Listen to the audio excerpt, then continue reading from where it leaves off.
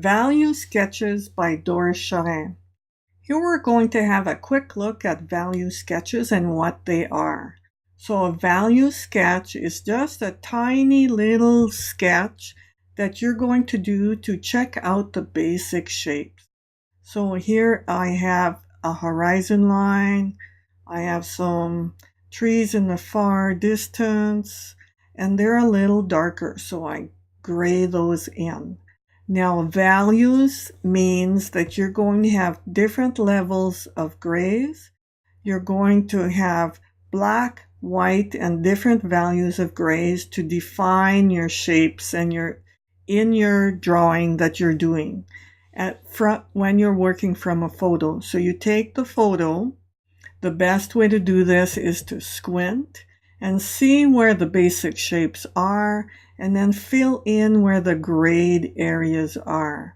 So here I have a background, a middle ground, a foreground, and some details, some of these trees. So sometimes I may have to alter what I see. I may have to make some areas darker just so that it makes a nice balance in my painting. I don't want to have all middle values. I want some darker areas. I want some lighter areas. And I just sketch those out in the beginning, just like that. And then I can do a second one and I can alter it. So I do my basic lines and then I start adding detail. And I start graying some areas, making some dark, some light. So obviously your sky is going to be your light area. There might be some darks at the top if you want to keep it that way. Remember, you're the artist. You get to decide what's really there, what you get to pick to put in the painting.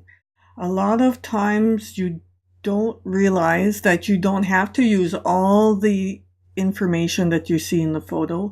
You can use the stuff that works for you, that makes it interesting. So here I've changed it a little bit by making some areas darker, making less trees, and I can change it the way I want. I don't have to make it the same as the photo. I can make it better. So your idea is that you want to make a painting. Here I have added fence posts, and I can do that, and that's a way to bring your eye around the painting.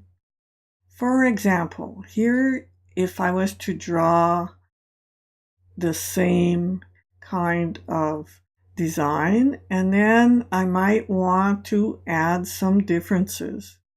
Maybe I don't want to do big trees.